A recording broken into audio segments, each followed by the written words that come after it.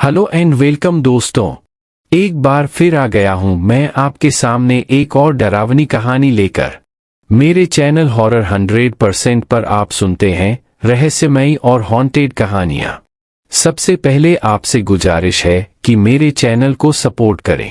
अगर अब तक सब्सक्राइब नहीं किया है तो अभी कर लें और बेल आइकॉन पर भी टैप कर लें ताकि जब भी कोई नया वीडियो आए तो आपको पता चल जाए। अगर आपको इस चैनल पर हॉरर स्टोरीज पसंद आ रही हो तो वीडियो को शेयर जरूर करें। तो चलिए शुरू करते हैं आज का वीडियो। स्टोरी शुरू होती है 2013 जुलाई। ये स्टोरी शुरू होती है मेरी नानी से, और वो मतलब एक बहुत ही ज़ईफ और दुबली पतली सी खातून। थोड़ी सी मेडिकल इश्यूज भी थे उनके साथ। ऑब्वियसली एज एक मैटर है। बीमारी का एक एज जो है वो हो जाती है ना एक एज के साथ। तो हुआ कुछ यूं कि जुलाई 2013 में हमारे किसी रिलेटिव के उनको जाना हुआ, मेरी नानी को, किसी के इंतकाल में। और वहां पर जो है वो उनकी तबीयत थोड़ी सी बिगड़ी और वो वहां पर फेंट हो गई। अच्छा, सबने उनको उठाया क्योंकि ब्लड प्रेशर उनको रहता ही था। उनको उठाकर हम हॉस्पिटल में ले गए और उनको एडमिट कराया। जाहिर है वो एज ऐसी थी कि उनकी एज डिटोरिएट होती रह रही थी, और फिर आहिस्ता आहिस्ता ये हुआ कि उनके काफ़ी जो बॉडी के फंक्शंस हैं वो सारे काम करना छोड़ दिया। यानी कि kidney fail, liver fail, heart जो है वो 2% वर्क पर आ गया, और साथ में उनका जो अल्सर था वो भी रप्चर हो गया। तो बहुत सारे मेडिकल इश्यूज उनको आ गए। तो अब ये था कि वैसे उनकी सांसें चल रही थी क्योंकि she was not brain dead.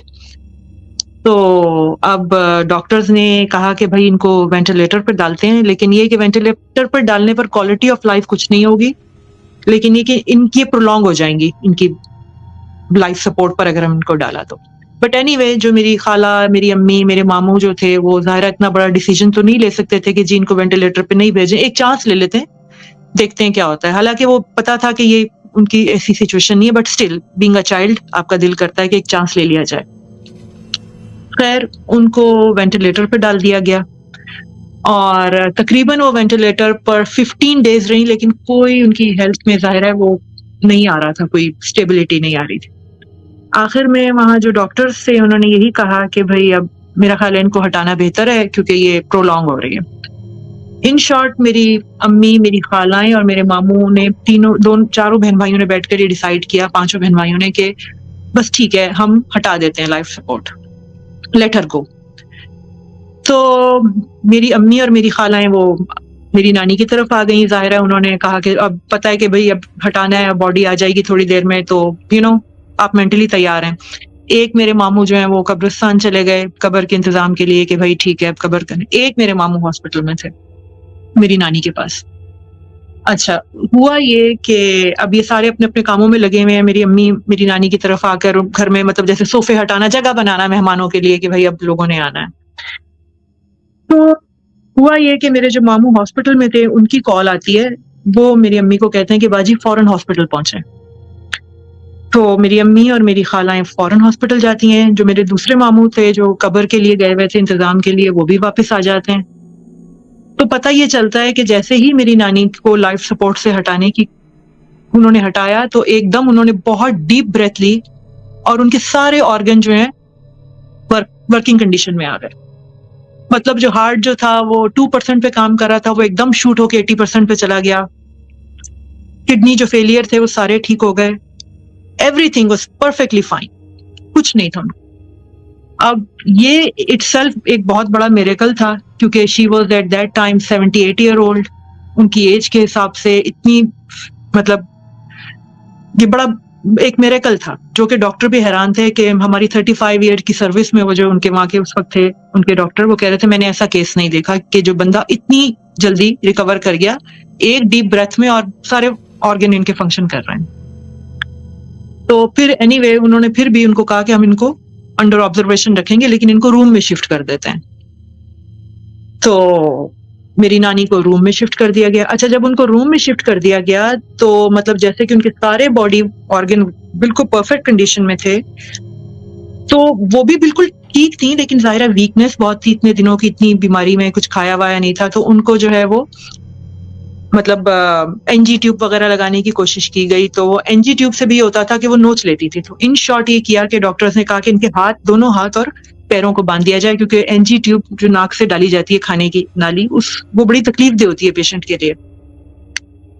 तो हुआ यही कि अच्छा उस दिन सब मेरी जब नानी को रूम में शिफ्ट कर दिया गया, तो मेरी अम्मी ने कहा कि मैं आज रुकती हूँ इनके पास, बाकी जो सारे थे वो आप रेस्ट के लिए जाएँ, अब ठीक है।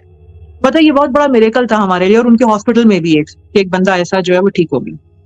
एनीवे रात को जो वार्ड बॉय था वो आया, उसने वो एनजी ट्यूब सारी फिक्स की, मेरी नानी के दोनों हाथ बांधे, दोनों पैर बांधे, और चला गया कि अब इनको थोड़ा सा रिलैक्स रहने दें, तो थोड़ा सा इनके अंदर एनर्जी जाएगी। अच्छा, मेरी अम्मी कहती हैं कि जब वो कमरे से निकला तो मैंने टाइम देखा तो उस वक्त 10:56 हो रहे थे, यानी कि रात के 11 बजने वाले थे। तो वो उसने लाइट वाइट ऑफ करके वो चला गया। अच्छा, अम्मी मेरी कहती हैं कि थोड़ी देर बाद अब मैं भी सोने के लिए, क्योंकि मैं भी बहुत ज्यादा टेंशन में थी और इतना मतलब पूरा दिन बड़ा लॉन्ग डे था, तो उन्होंने कहा कि वो लाइट शाइट बंद करके अम्मी भी मेरी सोने के लिए, कह रही मैंने अभी आंखें बंद ही की तो मुझे ऐसा फील हुआ जैसे मेरे करीब कोई खड़ा हुआ। तो कह रही है कि जैसे मेरे पास मोबाइल था, मैंने, अम्मी ने कहा मैंने जैसे ही मोबाइल उठाया और उसको ऑन किया कि उसकी रोशनी से मुझे लगे मैं देखूं, बजाय मैं उठ के लाइट ऑन करूं या कुछ, तो कह रही जैसे ही उन्होंने, अम्मी ने लाइट ऑन की तो कोई खातून जो थी, मेरी अम्मी लेटी हुई थी और उनके ऊपर रिक्लाइनर पे, और उनके ऊपर बिल्कुल ना ऐसे जैसे देख रही हैं उनको। अच्छा, मेरी अम्मी डर गई और उन्होंने बहुत मतलब चीखो पुकार मचा दी।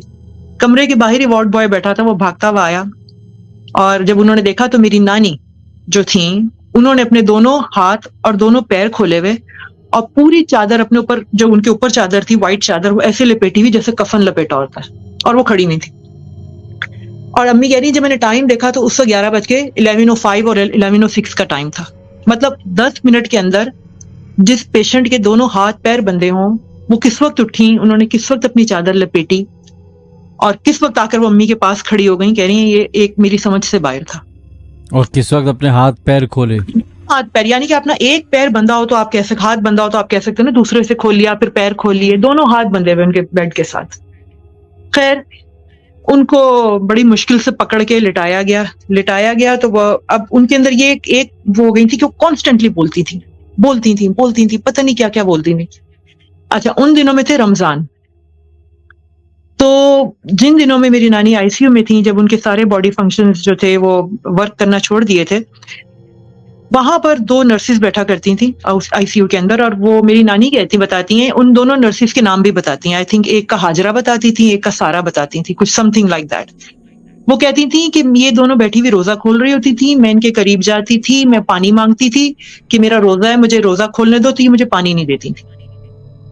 तो उनको बहुत ना अपने कर्ज करती रहती थी, डांटती रहती थी अपने दिली दिल में। अच्छा, उसके बाद मेरी अम्मी ने वहां पर पूछा कि उन दिनों में जब मेरी ये पेशेंट हॉस्पिटल में एडमिट था आईसीयू में, तो ये 2 नर्सेज यहाँ होती थी, समथिंग, हाजरा मुझे नाम याद है बट अदर मुझे नाम याद नहीं है। तो वो यहाँ, तो वो कहते थे हाँ यहाँ ये 2 नर्सेज होती थी, लेकिन इनको कैसे पता, ये तो खुद डेथ बेड पर थी। तो मेरी नानी कहती थी मैं जाकर पानी मांगती थी, कभी ये बैठी हुई खजूर खा रही होती थी, मेरा रोजा था, ये मुझे खजूर खाने नहीं देती थी और ना मेरी बात सुनती थी। तो एनीवे ये एक उनके साथ ये था। अच्छा, उसके बाद मेरी नानी को ये हो गया कि उनके अंदर मिनहाज एक अजीब सी पावर आ गई। मतलब वो पावर इतनी ज्यादा थी कि यू कैंट नॉट इमेजिन कि वो एक 5'2" हाइट की, अब आपको पता 5'2" हाइट का अगर बंदा है और वो वैसे ही बूढ़ा हो गया है तो वो और उसकी हाइट कम हो जाएगी ना, ज़ाहिर है झुक जाता है इंसान बुढ़ापे में। और वेट जो था वो मेरा ख्याल है उनका 90 पाउंड्स कितना था उस वक्त, तो उसके हिसाब से वो इस कदर ताकतवर खातून थी, हो गई वो अपनी, जब उनको दूसरी लाइफ मिली। अच्छा, उसके बाद जब उनको घर पे 15 दिन रखा हॉस्पिटल में, उसके बाद घर मूव कर दिया गया, बट शी इज फाइन, अब कोई मसला ही नहीं है इनको। मतलब मेरी नानी उसके बाद 4 साल जी हैं बिल्कुल फिट फाइन।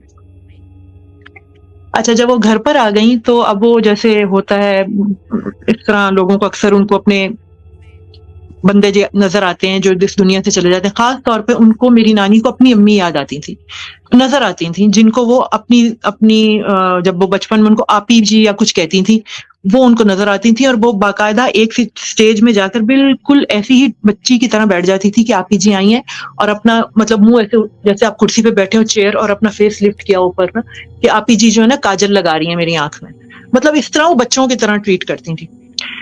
अच्छा, हुआ ये कि मेरी नानी जो है इसी तरह उनको, वो बोलती बहुत थी, मतलब इतना नॉन स्टॉप बोलती थी, दिन रात, hours and hours and hours, कि सुनने वाला तंग आ जाता था कि वो क्या बोलती हैं, पता नहीं क्या क्या बोलती थी नॉन स्टॉप।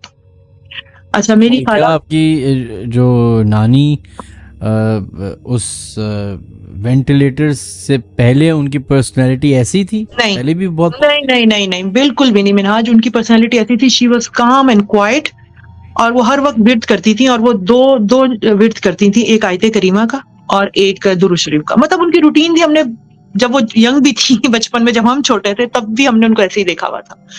तो शी वॉज काम एंड क्वाइट, लेकिन जब उनको दोबारा जिंदगी मिली तो वो बिल्कुल ऑपोजिट हो गई थी। अच्छा, इनके भी दो कंडीशंस हैं, एक स्पिरिचुअल और एक इवल। अच्छा, हुआ ये कि एक दिन मेरी खाला ने, मतलब उनको देखना पड़ता था क्योंकि वो चल पड़ती थी, निकल जाती थी रात को, बड़ी मुश्किल से जो है ना उनको कोई एक बंदा होना चाहिए था उनके साथ। अच्छा, हुआ ये कि एक दिन रात को मेरी खाला बताती हैं कि वो मेरी नानी के साथ सो रही थी बिस्तर पे, तो उनको जैसे ना अंधेरे में खटपट खटपट की आवाज आई, तो उनको पता था कि ये अम्मी ही उठी हैं, मेरी खाला यानी कि मेरी नानी उठी हैं, और उठकर जो है कुछ ना कुछ कर रही हैं। तो मेरी खाला ने जैसे ही लाइट ऑन की कि मैं इनको पकड़ के लिटाती हूँ, तो लाइट जब ऑन की है तो आप यकीन करें कि मेरे नानी के घर में एक अलमारी होती थी पुराने वक्तों की, जो कि बहुत हेवी ड्यूटी, तीन मतलब लोहे की अलमारी जिसके 3 डोर्स होते थे, आपने कभी देखी होगी अपने घरों में पहले, जी जी जी जी, लोहे की अलमारियां होती। लोहे की अलमारी और शीशा लगा हुआ उसके ऊपर। वो इतनी कोई हेवी ड्यूटी थी कि वो आप उसको हिला नहीं सकते थे। अच्छा, उस अलमारी के जो एक डोर था या 2 डोर थे वो थोड़े लूज हो जाते थे, जो टूट जाते थे, जिसको बहुत ही एहतियात से खोलना पड़ता था कि ये गिर ना जाए आपके ऊपर।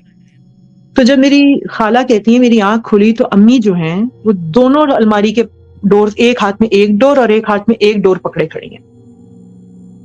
तो कह रही कि जब मैंने उनको देखा तो मेरी तो हालत गैर हो गई। उन्होंने खैर शोर वोर मचाया, तो मेरी जो खाला के जो बेटे थे वो आए फटाफट, उन्होंने बड़ी मुश्किल से, मतलब 2 लड़कों ने एक डोर पकड़ा उसको एक तरफ रखा, फिर 2 लड़कों ने एक डोर पकड़ा उसको एक तरफ रखा, और फिर मेरी नानी को छुड़ाकर लिटाया। अच्छा, ये मतलब इस तरह की उनके अंदर एक ताकत थी। अच्छा, उसी दौरान वो टाइम गुजर गया, कुछ साल गुजरे, और अब आ जाता है 2016 दिसंबर। 3 साल तक उनके अंदर यही उनकी सिचुएशन थी, मतलब एक अननोन पावर थी, और उनकी जो समात थी, जो हियरिंग थी, वो एक्स्ट्रा ऑर्डिनरी शार्प हो गई थी। मतलब कि अगर आप कमरे में भी बैठे हुए, दूर बैठे हुए भी, अगर वैसे उनको सुनाई नहीं देता था जब उनकी हेल्थ पहले थी, वो कानों का नजर भी नहीं, उसको इतनी बिनाई भी नहीं थी उनकी, और सुनती भी इतना नहीं थी, लेकिन वो अगर उनके बारे में कोई दूर भी कोई बात कहता था तो वो उनको, मतलब वो आवाज आती थी कि उनके बारे में ये कहा जा रहा है। अक्सर मेरी खाला जो उनके साथ रहती थी बेचारी, वो बहुत स्लीप डिप्राइव हो जाती थी जाग जाग के उनके साथ, क्योंकि वो बोलती रहती थी, तो वो बेचारी कभी गिले शिकवे अम्मी से करती थी कि मुझे थोड़ा ब्रेक दें, आप आ जाएं, या दूसरी बहन को कहती थी थोड़ी देर के लिए तुम आ जाओ, मैं थोड़ा सो जाऊं, या तो वो दूर से बैठी हुई आवाज लगाती थी कि कर लो मेरी बुराइयां, कर लो, बता दो उनको, यूं कर दो, मतलब इस तरह की हो गई थी। एनीवे, इन शॉर्ट 2016 आ जाता है, दिसंबर 2016 में। अब ये एक दूसरा पार्ट है, लेकिन अब मैं उसको फिर आपको किसी और दिन सुनाऊंगी। 2016 दिसंबर में मेरी मुमानी जो लाहौर में मेरे मामू रहते थे, उनको उनकी इतला आती है कि मेरी मुमानी का इंतकाल हो गया, and she was at that time 55 year old. तो अच्छा, फिर अब कराची से जो है मेरे जितने भी और खालाएं मामू, उन सबको लाहौर जाना पड़ा, और मेरी नानी को भी ज़ाहिर है साथ ले जाना पड़ा कि वो कहाँ रहेंगी कराची में। अच्छा, उनको भी ले गए लाहौर। अब जब वो लाहौर गई, वो इटसेल्फ बहुत वीक थी, बीमार भी थी, तो उनको जाकर कहा मेरी नानी को कि आप रेस्ट कर लें। नीचे का जो फ्लोर, ग्राउंड फ्लोर पे जो बेडरूम था मेरे मामू का, वहां पर मेरी नानी को जबरदस्ती रेस्ट के लिए लिटाया गया कि भाई आप थोड़ा रेस्ट करें, आप थक गई हैं, ट्रेवल करके आई हैं। अच्छा, उसके बाद वो मेरी मुमानी की जो तदफीन और वो सारा कुछ चलता रहा, वो हो गया।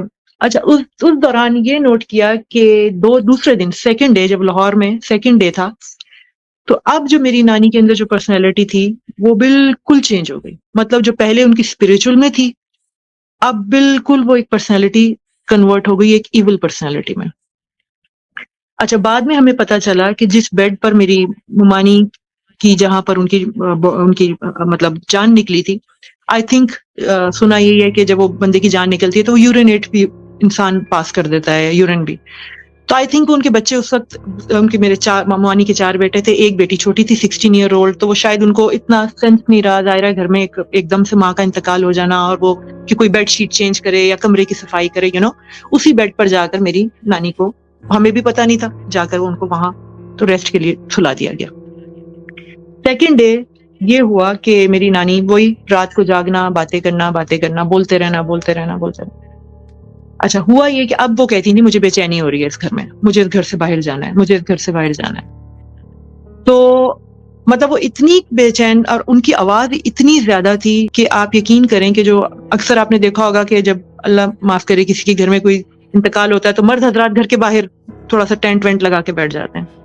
आप यकीन करें कि मेरे मामू के घर, मतलब 4 घर दूर मेरे मामू आए अंदर भागते हुए, कहने लगे कि मुझे अम्मी की आवाज आ रही थी बाहर। मतलब उनके घर से 4 घर दूर और मेरी नानी अंदर है, इतनी उनकी आवाज थी।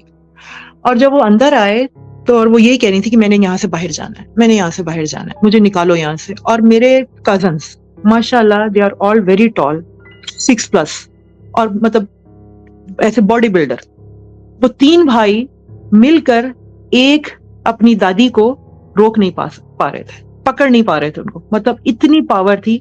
आप यकीन करें कि फिर मेरे कजन ने उनको शोल्डर से पकड़ा और दूसरे कजन ने उनको पैरों से, जैसे लिटरली, आपको हंसी आएगी, जैसे गाय को गिराया जाता है, लिटरली पैरों से पकड़कर घसीट के बहुत देर लगा के उनको गिराया कि किसी तरह ये बैठ जाएं, कि बाहर ना जाएं, कि बाहर, मतलब वो कह रही थी मुझे यहाँ से निकालो, मुझे यहाँ से जाएंगे, मुझे घबराहट हो रही है। 3 लड़कों ने मिलकर उनको बिठाया, अपनी दादी को बड़ी मुश्किल से काम डाउन किया। अच्छा जी, अब वो रात हो गई, उसी दिन सेकंड डे की नाइट का टाइम शुरू हो गया, सब लोग मेहमान चले गए, मेरी अम्मी, खालाएं और नानी को एक कमरा दे दिया गया। अच्छा, हुआ ये कि रात को मेरी अम्मी की आंख खुली तो देखती हैं कि वो नानी के साथ लेटी हुई थी, नानी नहीं है कमरे में। एकदम उनको यही लगा कि मेरी जो नानी है, यानी कि उनकी जो अम्मी है, वो निकल गई हैं। सुबह से यही कह रही थी मैंने जाना है। वो फटाफट उठी, उन्हें कमरे की लाइट जलाई, उतनी देर में मेरी खालाएं भी उठ गई।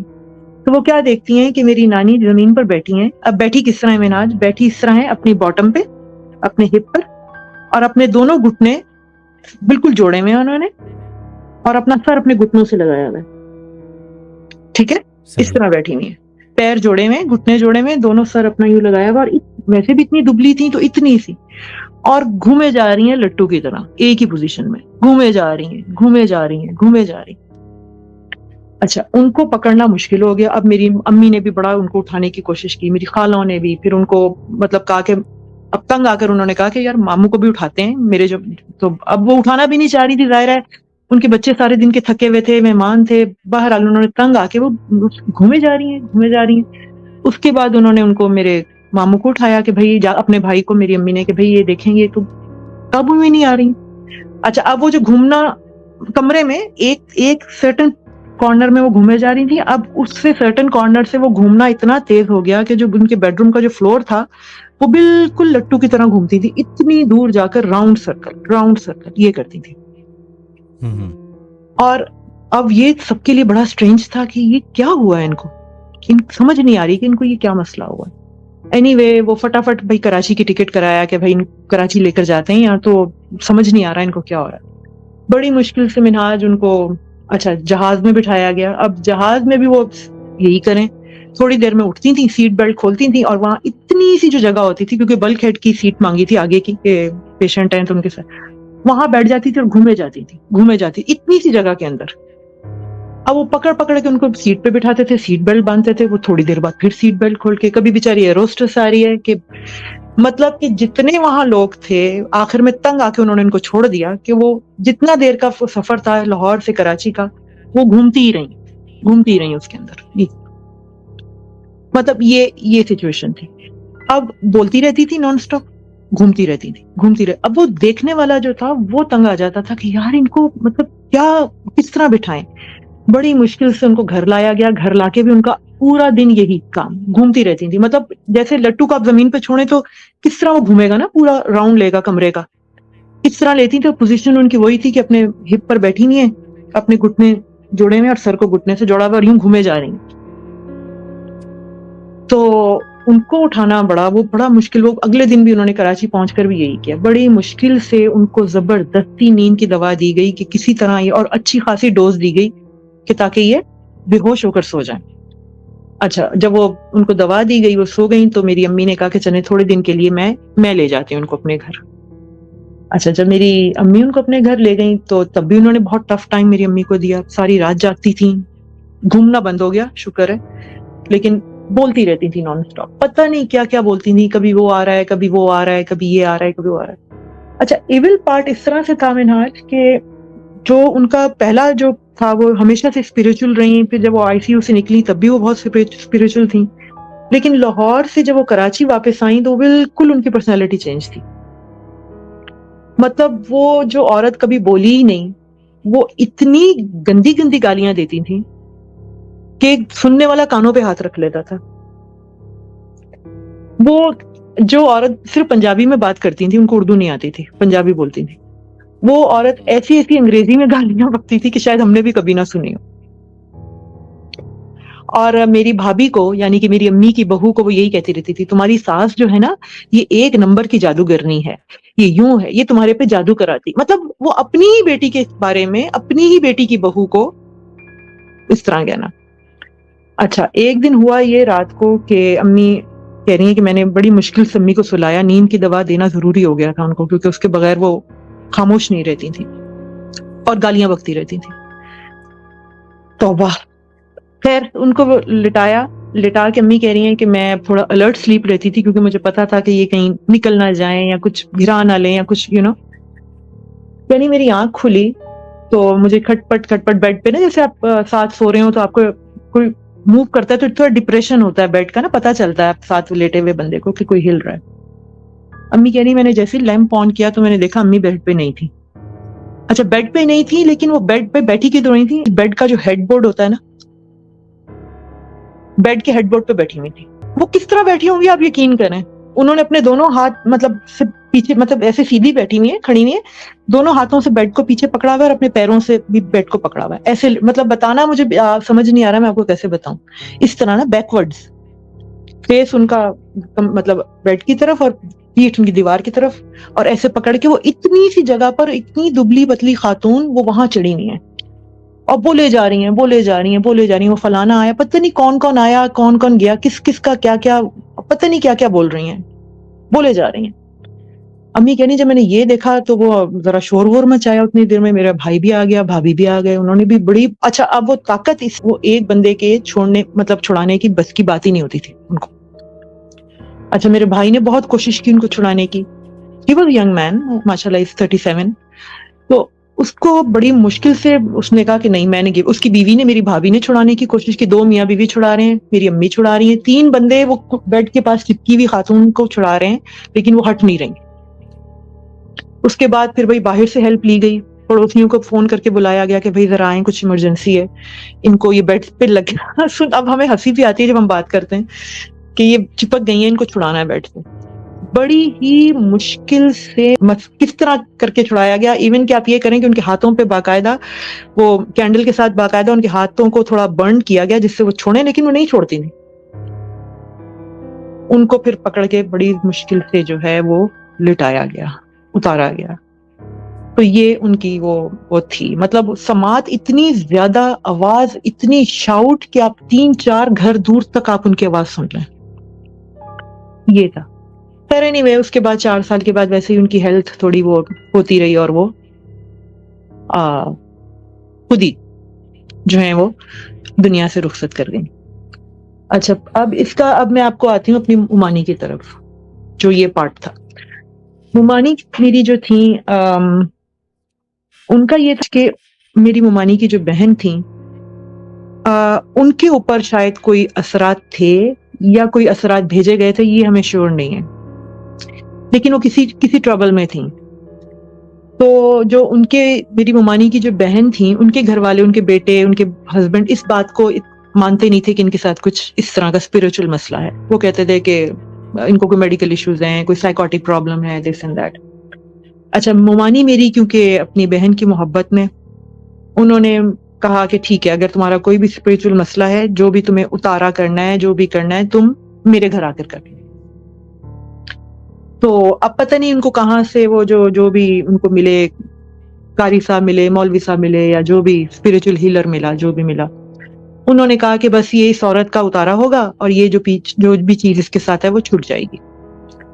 अच्छा जी, वो हुआ ये कि वो मेरी ममानी ने अपने घर में बिठाकर, अपने बेडरूम में बिठाकर, जो था वो मेरे मामू को भी पता था, उन्होंने मेरे मामू अपने हस्बैंड से कहा कि मेरी बहन है, मुझे हेल्प करनी है, काफी अरसे से परेशान है। तो मेरे मामू ने कभी कहा ठीक है, कोई नहीं, चलो अगर किसी को फर्क पड़ रहा है तो ठीक, कोई मसला नहीं।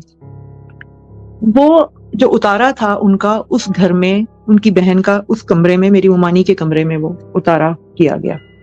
उसके बाद मेरी ममानी की जो बहन थी वो बिल्कुल ठीक ठाक है, अभी भी ठीक है माशाल्लाह।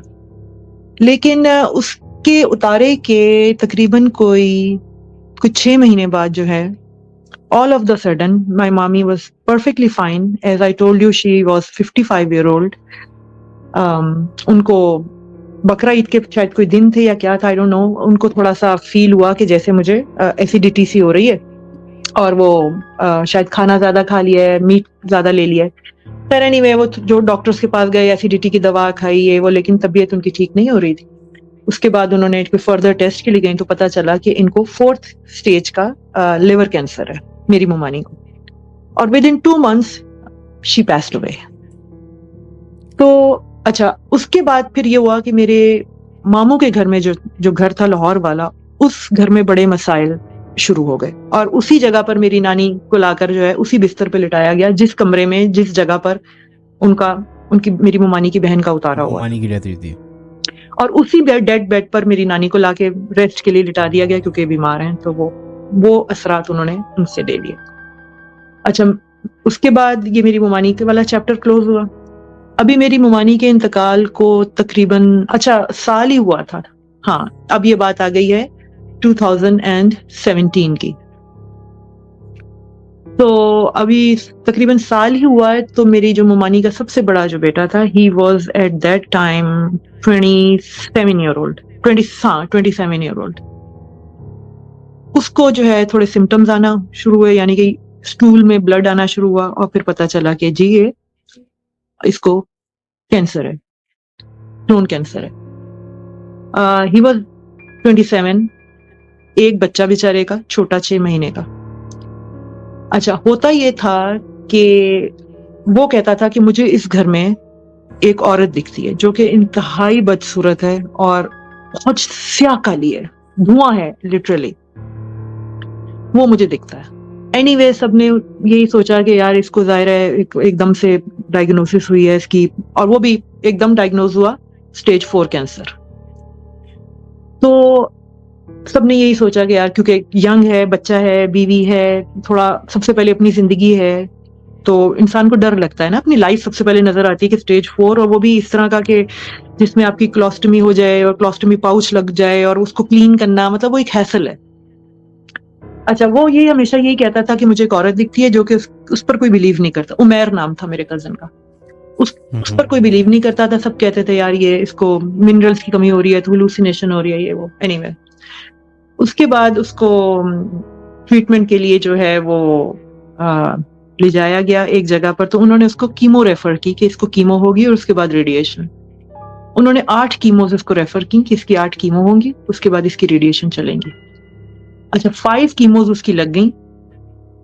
5 कीमोज जब हुई तो 5 कीमोज के बाद उसके टांग पर जो है मेरे कजन की एक कोई जैसे एब्सेस बनना शुरू हो गया। तो वो अब उसको बहुत तकलीफ देता था, उसकी वैसी हेल्थ बेचारे की वीक, कीमो की वैसी 5 कीमोज की, आप अल्लाह माफ करे जो तकलीफ है, वेट लॉस और दुबला और ये वो सारा कुछ। तो हुआ ये कि उसको जो है जब कहा कि नहीं है यार ये तो, क्योंकि इलाज उसका चल रहा था यहाँ पर शौकत खाना में, और कीमो जो है वो शौकत खानम में नहीं हो रही थी, कीमो उन्होंने कहीं और रेफर की थी कि वहां पर आप कीमो करा लें, क्योंकि हमारे पास अभी पेशेंट बहुत है, तो अगर आप जल्दी कराना चाहते हैं तो कहीं और से, ये वाला उन्होंने रेफर किया कि ये इस इंस्टीट्यूट से आप लाहौर में कीमो करवा लें। तो इन्होंने कहा ठीक है चलें, हम वेट क्यों करें, तो कीमो कहीं और से करवा लेते हैं। अब उस एब्सेस को दिखाने के लिए, और वैसे भी उसका फॉलोअप था मेरे कजन का, उमैर का, उसको लेकर गए हॉस्पिटल में। तो जैसे ही उस डॉक्टर ने देखा, हिमोटोलॉजिस्ट ने, तो उसने कहा कि मतलब 4-5 कीमोस हो चुकी हैं, और 5 कीमोस में तो पूरे जिस्म के सेल्स जल जाते हैं, बाल जल जाते हैं, ये एब्सेस कैसे बन गया ना इसको, तो आप कीमो कहाँ से करा रहे हैं? तो उन्होंने बताया कि भाई जहां आपने रेफर किया था वहां से कीमो करा रहे हैं। तो जब उन्होंने उसके फर्दर टेस्ट किए तो पता चला कि एक कीमो भी उसको नहीं लगी, जबकि उसको 5 कीमोस लग चुकी थी, एक भी नहीं गई इसकी बॉडी में। तो एनीवे वो बड़े हैरान कि ऐसा कैसे हो सकता है, ये तो 5 कीमोस लग चुकी हैं, इंस्टीट्यूट वाले कह रहे हैं, और अब जहां से हमने रेफर किया है वो हमारे रिलायबल है, तो ये तो पॉसिबल ही नहीं है कि उसको एब्सेस बन गया, और मतलब कीमोस ही नहीं लगी तो जब ही एब्सेस बन गया। अच्छा, वो हमेशा मेरा कजन वो यही कहता रहता था, हाथ जोड़ता रहता था बेचारा कि मुझे मेरे कमरे से नहीं निकालो, क्योंकि वो जो औरत है वो कहती है कि मैं तुम्हें क्या, तुम्हारे बच्चे को मार दूंगी, तुम्हारी बीवी को मार दूंगी। तो वो बेचारा यही कहता रहता था कि मुझे इलाज के लिए ना लेके जाओ, मुझे इलाज के लिए, वो मेरे बेटे को मार देंगे, बेटा उसका 6 महीने का था, वो मेरे बेटे को मार देंगे। खैर एनीवे, मेरे, अब आपको पता है कि जब जवान बेटा इस तरह हो तो इंसान कुछ ना कुछ करने की जरूर कोशिश करता है। किसी ने कहा कि इसको दिखा दिया जाए, फलां को दिखा दिया जाए। एनीवे, एक दिन मेरे मामू को कोई साहब मिले जो कि अच्छे रिलायबल थे, लेकिन उन्होंने कहा कि मैं जो हूँ ये काम छोड़ चुका हूँ, आई विश कि मैं आपकी मदद कर सकता, लेकिन ये काम क्योंकि मैं छोड़ चुका हूँ, और एक दफा जब आप ये काम छोड़ देते हैं तो फिर आप इसमें दोबारा एंटर नहीं हो सकते हैं, आपको वो आपके असरात और वो तासीर जो होती है आपके हाथ में वो खत्म हो जाती है। एनीवे, मेरे मामू ने बहुत उसके हाथ पैर जोड़ के उसके पैरों में घिर गए कि बस मेरा, जिस तरह मेरे बेटे को बचा लें, और वो इतना यंग है, बच्चा उसका 6 महीने का है, जैसे तैसे। अच्छा, उसने आदमी ने फिर बड़ी करके कहा कि ठीक है, मैं खुद तो नहीं करूंगा, लेकिन एक रिलायबल बंदा जिसके साथ मैं खुद रहूंगा, मैं क्योंकि छोड़ चुका हूँ तो मैं उसको लेकर आता हूँ आपके साथ, वो उसकी मदद करेगा। कि मेरे कजन की आवाज बदल गई थी। मैं अमेरिका में थी उस वक्त, मैंने जब उससे बात की उसकी तबीयत मालूम करने के लिए, तो जब उसने हेलो बोला तो मैं समझी कि इसकी वाइफ बात कर रही है। उसकी आवाज एक लेडी की आवाज में बदल चुकी थी, जबकि वो अच्छी भारी आवाज का लड़का था। और मैं काफी देर उससे बात करती रही और मुझे बिल्कुल ऐसा लगा कि कोई औरत बोल रही है। खैर, मैंने बात करके जब उससे बात मैंने खत्म की और मैंने अपने मामू से कहा, मैंने कहा कि वो मैंने उमैर से बात कराई, तो उन्होंने कहा उमैर ही बात कर रहा था। तो मैंने कहा ये तो बिल्कुल एक, मुझे लगा कि कोई फीमेल वॉइस है, तो उन्होंने कहा हाँ उसकी आवाज चेंज हो गई। खैर, आवाज का तो आप ये भी कह सकते हैं कि जब स्प्रेड होता है तो वोकल कॉर्ड तक जाता है, कैंसर है वो डैमेज कर सकता है, वो उसके कई रीजन हो सकते हैं। लेकिन खैर एनीवे, वो यही कहता रहा, हाथ पैर जोड़ता रहा कि मेरा इलाज ना करो, मतलब जाता ही नहीं था, रोता रहता था कि मुझे कमरे से, अपने बेडरूम से निकलना ही नहीं है, मुझे जाना ही नहीं है। एनीवे, उसको बड़ी मुश्किल से जो है वो इलाज के लिए ले जाया जाता था। अच्छा, अब हुआ ये कि कराची से मेरा एक और कजन, जो मेरी खाला जिसके पास मेरी नानी रहती थी, मेरा वो कजन उसको मिलने गया, अपने कजन यानी कि अपने मामू के बेटे को लाहौर मिलने गया कि मैं 2-3 दिन में, उसकी तबीयत बहुत ज्यादा खराब हो रही है, मेरा बचपन का दोस्त है, मैं जाके मिलकर आता हूँ। दोस्त भी है, भाई भी है, कजन भी है। तो वो मिलने गया। अब जब मेरे कजन ने, जो मेरा दूसरा कजन, उसका नाम दानिश था, जब वो मिलने गया तो उसने जब देखा उमैर की हालत, तो वो तो बहुत ही ज्यादा मतलब शॉक्ड हो गया कि मतलब इतना हैंडसम लड़का, और हम कश्मीरी फैमिली से हैं, तो आप अंदाजा कर सकते हैं कि जो मतलब कैसे होते हैं लड़के ना, ब्लॉन्ड हेयर और कलर्ड आईज और beautiful, I mean handsome boys. तो उसने जब देखा कि वो एकदम मतलब इतना वीक और अजीब, और जाहिर है बीमारी, उसने अपने उमैर को जाकर बड़ा मतलब काम डाउन करने की कोशिश की। मतलब उसको कीमोस फिर घर पे शिफ्ट कर दी गई, क्योंकि वो जाता नहीं था कीमोस के लिए, यही कहता था मैं घर से निकलूंगा तो वो मुझे मार देंगे, वो मेरे बच्चे को मार देंगे। अब जब दानिश था, दानिश ने बड़ी मतलब उसको वो कीमो नहीं लगने देता था, या अपनी कोई ड्रिप्स नहीं लगवाने देता था उमैर के, ये बस वो मुझे कह रहे हैं कि तुम्हें जो है ये मार दिया जाएगा। एनीवे जो मेरा कजन था दानिश, उसने बड़ी मुश्किल से जो है उसको पकड़ के हाथ पैर उसके पकड़ के उसको मतलब जैसे भी कि इसको आईवी लगाई जाए ताकि थोड़ी इसमें एनर्जी आए, अपने फोन पे कराची पे जहां से बेचारे थे जो स्पिरिचुअल हीलर्स वगैरह जहां मिलते थे, जो जिस तरह बन पाया वो उसने उसकी की। और आखिर में कराची से किसी ने कहा कि उमैर के को रुकिया सुनाया जाए, और वो जबरदस्ती जो है वो दानिश ने अपने मोबाइल पे फोन पे लगा के उमैर को सुनाया, और वो दोनों हाथों पे अपने कानों पे दोनों हाथ रखता रहता था। वॉइस जो थी उसकी फीमेल वॉइस ही थी, और दोनों कान बंद करके वो चीखता रहता था मत चलाओ मत चलाओ। अच्छा एनीवे एक दिन यही हुआ, वो चलाया और उसके बाद वो चीख चीख के बेचारा वैसे ही कैंसर पेशेंट था, निढाल हो गया और वो सो गया। अच्छा दानिश को, मेरे कजन को, मेरे खालाजाद भाई को ये तसल्ली थी कि चलो आज इसने एक डोज ऑफ रुकिया सुन लिया। उसी दिन उसने ये कहा कि मैं आज इसके कमरे में, उमैर के कमरे में मैं आज इसके साथ रहूंगा और एक दफा और चलाऊंगा रात को। मेरे मामू के 4 बेटे थे, चारों भाई एक ही कमरे में और साथ दानिश बैठे में बातें शातें कर रहे हैं कि थोड़ा डिस्ट्रैक्ट भी करेंगे, कब बहुत अरसे से कमरे से निकला नहीं है तो चलो थोड़ी बातें करेंगे बैठ। अच्छा दानिश ये बताता है कि मैं बैठा हुआ हूँ, मेरा फेस जो है उसके बिल्कुल ऑपोजिट, जो उसके उमैर के बेडरूम में जो उसका ड्रेसिंग टेबल लगा हुआ है वहां पर मेरा फेस है, और बिल्कुल बेड के पीछे विंडो है। और कह रहे हैं कि मैं बातें कर रहा हूँ और मैं देख रहा हूँ, जैसे मैंने मिरर की तरफ देखा तो मुझे मिरर में एक शेडो नजर आया विंडो से, कि बहुत ही कोई खौफनाक किस्म की, बहुत ही कोई काली स्या खौफनाक एक औरत खड़ी है। औरत इस तरह की वो पता चलता है कि औरत का लिबादा है, जैसे आप पूरा अगर आप अपना कवर कर लें उस तरह की कोई खड़ी। कह रहे हैं कि दानिश ने पीछे पलट कर जब विंडो में देखा तो वहां कोई नहीं। दोबारा दानिश कहता है मैंने मिरर पे देखा तो वो मुझे नजर आया। एनीवे कह रहे हैं कि मैंने घर में किसी से जिक्र नहीं किया इस चीज का, क्योंकि पहले ही वो बेचारे बहुत डिस्टर्ब थे, और उमैर उस चीज को कहता था कि मुझे एक औरत दिखती है। तो हुआ ये कि उसके बाद कुछ दिन दानिश उसके पास रहा लाहौर में, उसके बाद वो कराची वापस आ गया। कराची वापस आया तो वैसे ही वो बड़ा डिस्टर्ब था कि वो वाकई जो उमैर कह रहा है वो चीज मैंने अपनी आंखों से देखी है। Cousin Danish, he was at that time he was 33 year old। वो कराची आया, कराची पहुंचे हुए भी उसको 2 दिन ही हुए हैं वापस आके, तो उसको भी वही सिम्टम्स आ गए जो उमैर को सिम्टम्स थे, ब्लड इन स्टूल। अच्छा अब वो क्योंकि उमैर की हालत देखकर आया हुआ था तो खुद बहुत ज्यादा डर गया इस चीज को लेकर कि मुझे हुआ कि घर में उसने किसी को नहीं बताया, ना अपनी बीवी को ना अपने माँ को, किसी को भी नहीं। इसी तरह इसी टाइम में उसने तकरीबन 3-4 महीने निकाल दिए, लेकिन 3-4 महीने में भी वो मतलब उसको डेली यही था कि जब स्टूल पहले स्पॉटिंग थी, फिर वो बाकायदा फ्रेश ब्लड बहुत ज्यादा आना शुरू हो गया। आखिर में तंग आके उसने, और हेल्थ भी उसकी गिरती जा रही थी, आखिर में वो खुद बहुत ज्यादा खौफजदा हो गया।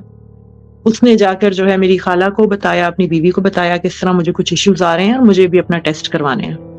कराची में जब उसका आगा खान में टेस्ट हुआ तो पता यही चला कि उसको भी वही स्टेज 3 क्रॉस हो गई है कैंसर की, और स्टेज 4 शुरू होने वाली है, और सेम बीमारी। अच्छा अब उसी दौरान जो मेरा कजन था उमैर, उसका इंतकाल हो गया 2018 में, अगस्त 2018 में। अब 2018 से लेकर अब मेरे जो दूसरा कजन था दानिश, उसकी हेल्थ जो है वो बहुत ज्यादा वीक होना शुरू हो गई। अच्छा एक चीज मैं यहाँ पर आपको बताना भूल गई, जब दानिश जब कराची वापस आया तो उसने लाहौर से, तो उसने कहा कि मैं जब अपने बेडरूम में सो रहा था रात को तो मुझे ऐसा फील हुआ कि जैसे मेरे पैरों की तरफ से कोई गुजर के गया है। तो कहने कि जब मैंने आंख खोली और मैंने देखा कि वो बहुत एक धुआं था, बहुत काला स्या धुआं जो उसके पैरों की तरफ से आया, उसके ऊपर आया, और आते आते वो धुआं, दानिश बता रहा है कि वो मेरे मुंह में और मेरी बॉडी में पेनिट्रेट हो गया। और उसके बाद ये एकदम जब उठा अपना, जब स्लीप, उसको लगा कि स्लीप पैरालिसिस था, जब ये उससे उठा तो उसने देखा कि कमरे में तो कोई धुआं नहीं है, उसको यही लगा कि मेरा वहम है। लेकिन राइट आफ्टर फ्यू डेज उसको वो सिम्टम्स आना शुरू हो गए। He was perfectly fine. अच्छा अब उमैर के इंतकाल के बाद दानिश की हेल्थ बहुत डिटोरिएट हो गई, बहुत ज्यादा, एकदम वही सिम्टम्स वही, और वो अब उसका ट्रीटमेंट यही था कि इसको सर्जरी की जाए, कोलोस्टमी पाउच लगाया जाए। But he was in that stage कि मैं ये कोलोस्टोमी पाउच किसी सूरत नहीं लगाऊंगा। जितनी मेरी हेल्थ, जितनी मेरी उम्र लिखी अल्लाह ने, उतनी ही रहेगी। उससे ज्यादा मैं ये मुझे बचना नहीं है। मुझे पता है कि मैं भी नहीं बचूंगा, क्योंकि मुझे भी अब हम ये उससे पूछते थे कि तुम क्यों ये कहते हो कि तुम नहीं बचोगे। मतलब उसकी चलो बीमारी अगर थी, वो सेम सिचुएशन थी, लेकिन तुम्हें क्यों कहता था मुझे भी वही औरत दिखती है घर में जो उमर को दिखती थी। हाँ, जब वो चीज उसकी बॉडी में पेनेट्रेट हो गई, उसके बाद से उसको दिखना शुरू हो गई। वो कहता था कि मैंने ना कीमो करवानी है, ना मैंने रेडिएशन करवानी है, क्योंकि मुझे पता है मैंने बचना नहीं है। वही औरत, वही सब जो उमर को दिखती थी, वही औरत मुझे दिखती है, और वही चीज वो मुझे कहती है कि मैं तुम्हें जान से मार दूंगी, या अगर तुमने अपना ट्रीटमेंट कराने की कोशिश की तो मैं तुम्हारे बच्चों को मार दूंगी। दानिश के 2 बच्चे थे। एनीवे, वो बड़ी मुश्किल से उसको पकड़ के वही ट्रीटमेंट के लिए ले जाया जा रहा है। इतना यंग लड़का, मतलब हमें भी बैक टू बैक इतना मतलब अफसोस कि यार ये क्या हो गया। 2 लड़के मतलब इतने यंग। अच्छा, उमर की जब डेथ हुई, उमर वॉज 28 और दानिश को जब कैंसर डायग्नोज हुआ, ही वॉज 33। अच्छा, उसके बाद ये हुआ कि वही कि उसको शौकत खानम ले जाया जाए, लाहौर ले जाया जाए। फिर मेरी खाला जो हैं वो, ज़ाहिरा बच्चे उसके स्कूल जाते थे दानिश के, तो मेरी खाला जो है वो लाहौर गई, मेरे मामू के घर में, ज़ाहिरा वहीं पर ही रही, और फिर उसका इलाज चलता रहा। अच्छा, अब जो कराची से जो दानिश जिन स्पिरिचुअल हीलर से जिनसे वो बात कांटेक्ट में था, वो उनके दानिश के ऑफिस में काम करते थे। मतलब इज अ नॉर्मल गाय, कोई ऐसा नहीं था कोई मौलाना या कोई या कुछ, बट वो कुछ इस तरह का इल्म रखते थे। तो वो उन्होंने कहा कि दानिश के ऊपर जो है एक इंतकामी कार्रवाई है, इंतकामी कार्रवाई की गई है। अच्छा, इंतकामी कार्रवाई हमें समझ में नहीं आया कि हम यही समझे कि किसी ने कोई ब्लैक मैजिक कर दिया है या कुछ कर दिया, क्योंकि दानिश की वाइफ बताती थी कि जब तक वो लाहौर में अपने ट्रीटमेंट में था, उसके बेडरूम के नीचे, उसके बेड के नीचे, जब दानिश जिस जगह सोता था, जब वो सुबह उठती थी, मासी आती थी सफाई के लिए, तो जब बेड के नीचे से सफाई की जाती थी तो एक रस्सी जली हुई निकलती थी डेली। वो रस्सी कहाँ से आती थी? शुरू में तो उसने यही समझा कि शायद कोई चूहा या कोई बिल्ली या कोई आ जाती है जो ले आता है रस्सी, बट वो कहती थी उसकी वाइफ कि वो इस पोजीशन में पड़ी होती है जैसे सांप होता है। वो रस्सी उसकी बेड के नीचे से डेली निकलती है, और वो रस्सी डेली निकलती रही जब तक दानिश जिंदा रहा। उसके रेस्ट ऑफ द लाइफ उसकी जो थी, उस दौरान वो डेली रस्सी वो रस्सी कहाँ से आती थी, नोबडी नोज। अच्छा, मेरी खाला दानिश को लेके लाहौर चली गई, वहां पर उसका ट्रीटमेंट चलता रहा। कभी कोई ट्रीटमेंट हो रहा है, कभी कोई ट्रीटमेंट हो रहा है। अच्छा, मेरे मामू जो हैं उसको अपने वही उस बंदे को लेकर आए जो मेरे मतलब मुमानी की बहन का भी जिन्होंने, नॉट मुमानी की बहन, उमर का जिन्होंने उतारा किया था, उसको लेकर आए। तो वो अब अच्छा, उन्होंने जो है दानिश को ग्लास ऑफ वाटर उन्होंने मंगवाया, और किचन में उन्होंने जाकर जो है ना उस ग्लास ऑफ वाटर में रोज एसेंस, अर्के गुलाब डाला, ठीक है, और अर्के गुलाब लाकर उन्होंने दानिश के सामने रखा। और उसको नहीं पता था दानिश को, क्योंकि उसकी हेल्थ इतनी डिटोरिएट कर गई थी आखिर में, बहुत ही बेचारा, ही वाज सो सिक।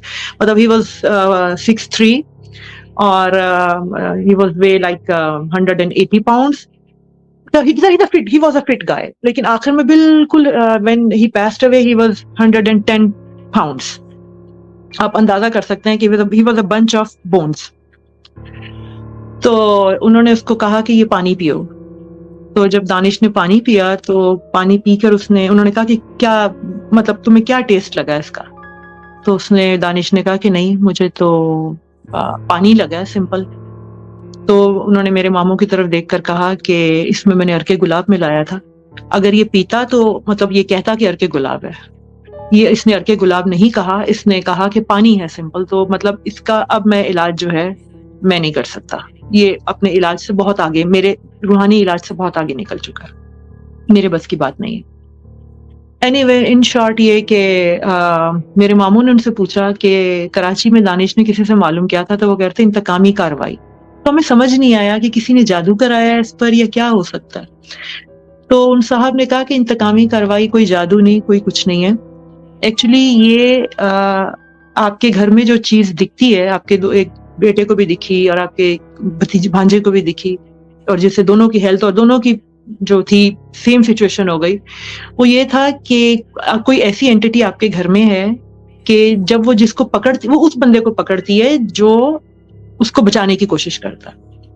फिर जब हमने पॉइंट्स जोड़े तो पता चला कि जब मेरी मुमानी बीमार हुई, ऑल ऑफ द सडन उनको लिवर कैंसर का पता चला, तो उसी वक्त उमेर जो था वो अपनी माँ के बहुत करीब था, क्योंकि बड़ा बेटा था, वो ही माँ को ले जाता था इलाज के लिए, चाहे वो एलोपैथी हो, चाहे होम्योपैथी हो, या फिर कोई स्पिरिचुअल हो।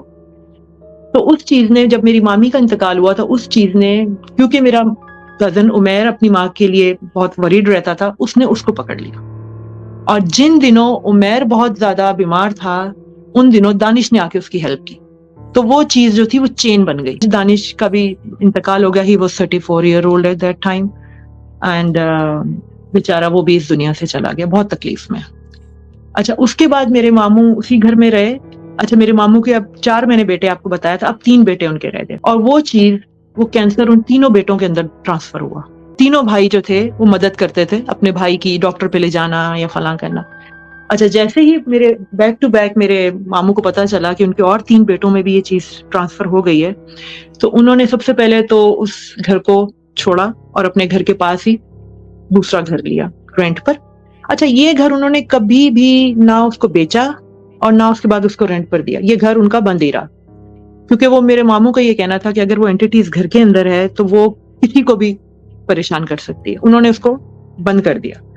उस दौरान उन्होंने अपने दोनों बेटों का मतलब अपना रूहानी इलाज भी कराया और बाकी इलाज भी कराया। अल्हम्दुलिल्लाह उनके तीनों बेटे माशाल्लाह बर वक्त पकड़े गए, जो कि शुरू में आ गए थे इसी स्टेज मतलब में, लेकिन वो फौरन ठीक हो गए उनके माशाल्लाह तीनों बेटे। उस दौरान 2019 से लेकर, दानिश का इंतकाल हुआ 2019 दिसंबर, 2019 से लेकर 2023 तक वो वाला उनका अपना घर वो बंद रहा। उस दौरान उन्होंने उस घर में इतनी पढ़ाई, इतनी, मतलब कहते हैं ना, जो दुनिया के पढ़ाई करा सकते थे वो कराई, लेकिन उस घर को ना बेचा ना रेंट पे डाला। मतलब बहुत ही जो है वो पढ़ाई उस घर में, इतनी पढ़ाई हुई कि आपकी सोच है, दिन रात, डे नाइट, खुद भी उन्होंने पढ़कर वहां उस घर में की, और इवेंचुअली 2023 के एंड में वो उस घर में शिफ्ट हो गए अपने उसी घर में। और अभी तक माशाल्लाह दे आर फाइन। कह रहे थे अब कोई ऐसी चीज नहीं है, किसी को नजर कुछ नहीं आता, we are all fine now. तो अभी तक उसी घर में है दोबारा। तो ये एक छोटी सी। अगर आपको इस चैनल पर हॉरर स्टोरीज पसंद आ रही हो तो वीडियो को शेयर जरूर करें। आप कमेंट बॉक्स में लिखकर बताएं कि आपको कैसी भूतिया कहानियां पसंद हैं।